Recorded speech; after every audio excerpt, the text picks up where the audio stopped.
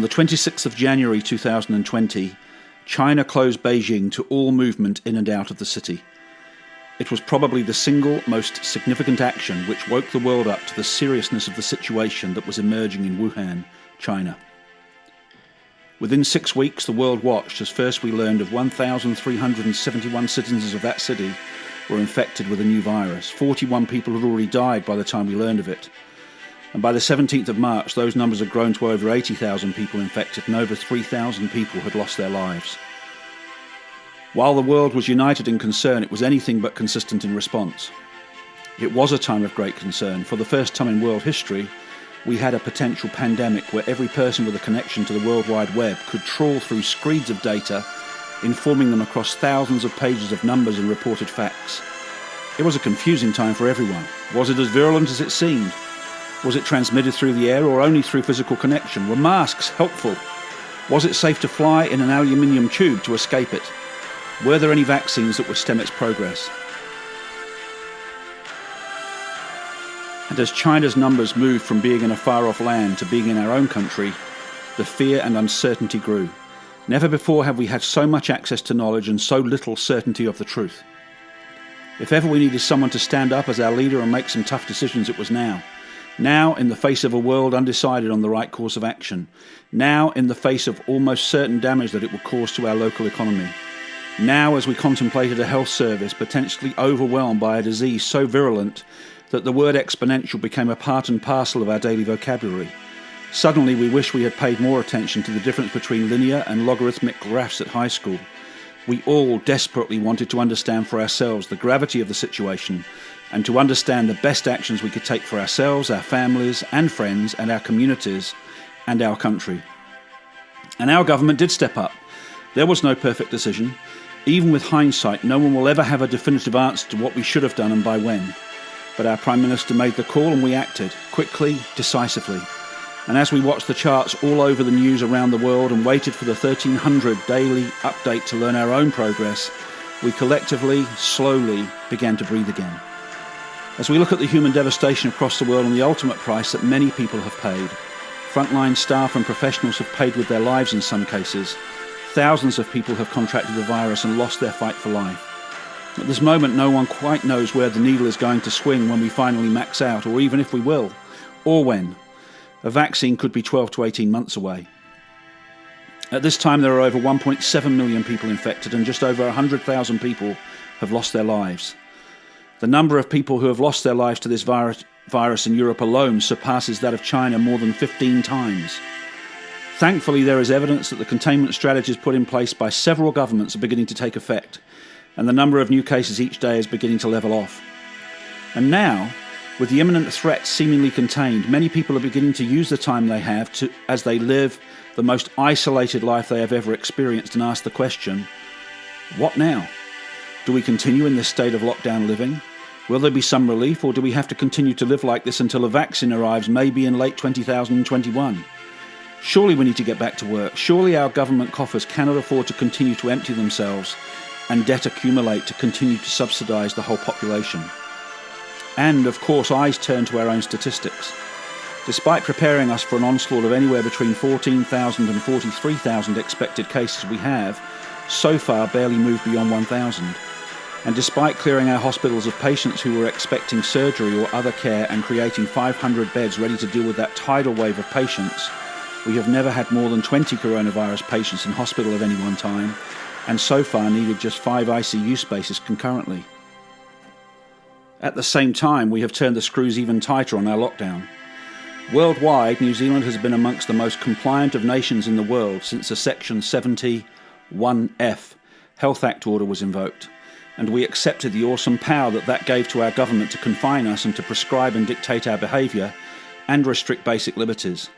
And 2 weeks after lockdown, and the evidence clearly showing that we did not have an onslaught of cases requiring hospitalisation, and we do not have a stretched emergency services or law enforcement, and in fact, we have hundreds of professional medical staff out of work across the country, those same powers were used to further restrict our freedoms. Laws have been invoked within the last 4 days to restrict all Kiwis from swimming, tramping, paddling, hunting and surfing. Very fundamental aspects of our lives have been denied us by law, despite the measures already taken having amply accomplished their goal. Worse, there remains a kind of hysteria as people enthusiastically dob in their neighbours and their friends for all manner of perceived life-threatening actions. I stood in a supermarket queue in Warkworth before the lockdown had taken place, and having queued to get into the store, I then had to put up with a barrage of anger from a person behind me in the checkout queue who had noticed the person on the till had not put her gloves on. She had left her till to take a natural break, had washed her hands thoroughly before returning to her station. The store had run out of gloves, so she continued to serve customers.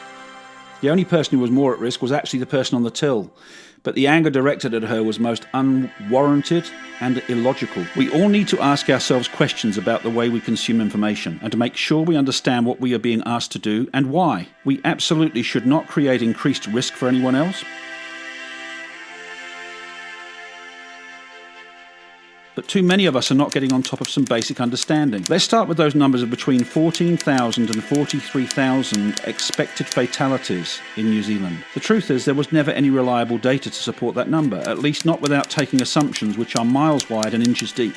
Let's do a quick exercise, take a rule of thumb to see how we might have come up with an answer without the need for a spreadsheet or much of a calculator. Italy has proportionally had the most devastating outcomes so far in this crisis. Over 19,900 people have lost their lives so far, and while they seem to be over the peak and their new cases are diminishing every day, it has been an awful price to pay. So let's assume that Italy is a worse case to base a comparison on, and let's assume that South Korea is a better case comparison, and let's quickly compare. New Zealand is 12.5 times smaller than Italy in population, and let's assume for this calculation that Italy will see 3 times more of its citizens succumb to the virus between now and the time a vaccine can bring more assurance of safety. That would equate to just under 5,000 people losing their lives in New Zealand overall if we do that comparison with Italy. If we run the same comparison with South Korea, a country around 10 times the size of ours, then a comparable number of fatalities we would expect to see in New Zealand would be less than 60. So the expected range for New Zealand of fatalities, based on evidence that we have seen,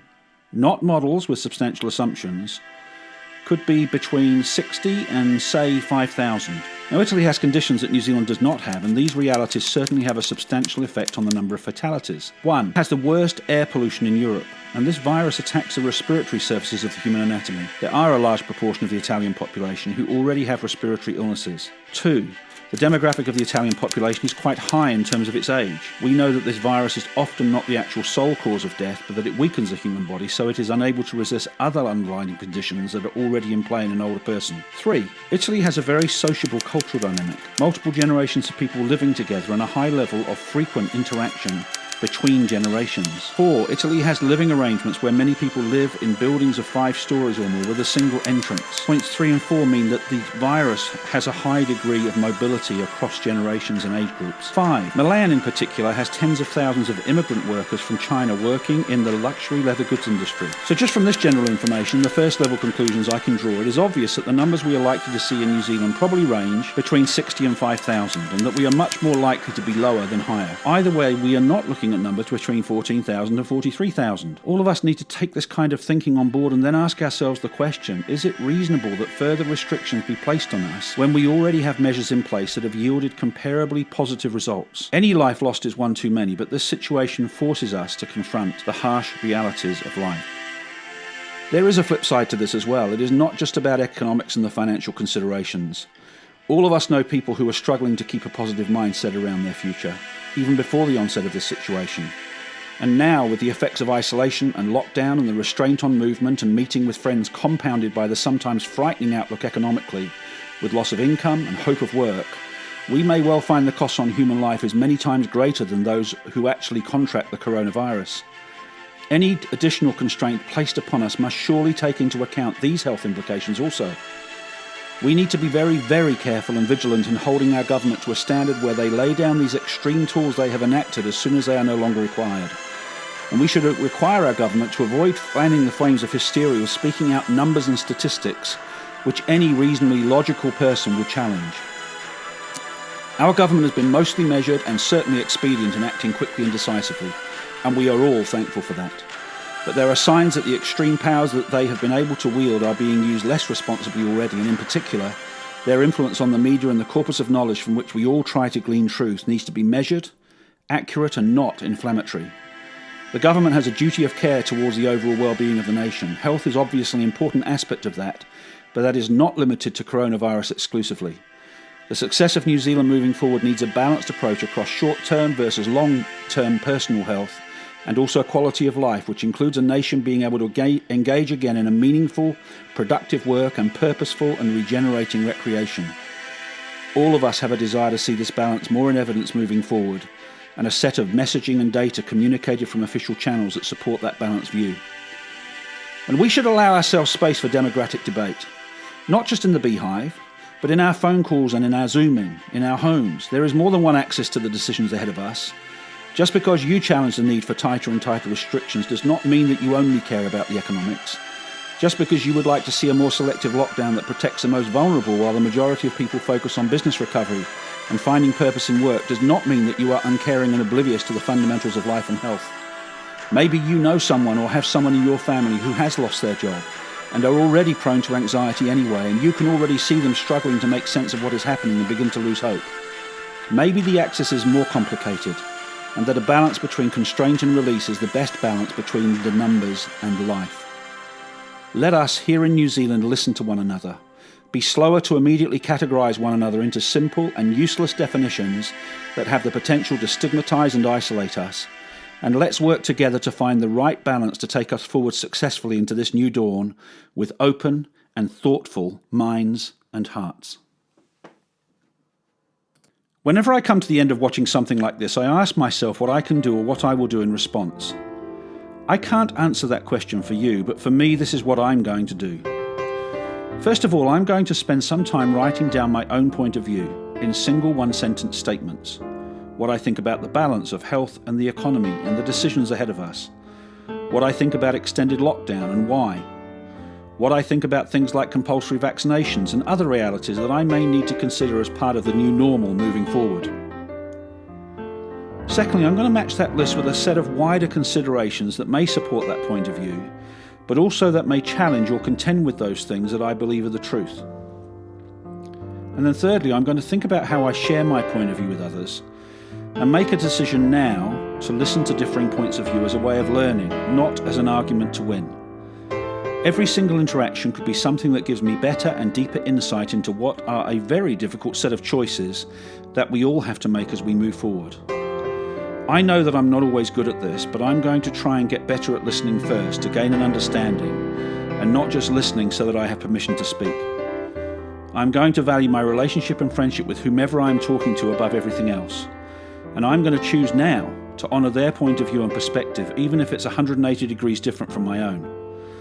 And I'm going to choose to honour their point of view and perspective, even if they don't return that same attitude to me. During this time of lockdown and enforced isolation, I have rediscovered the value of community and relationship, and I'm not going to let anything erode that and take me back to where I was living 2 months ago.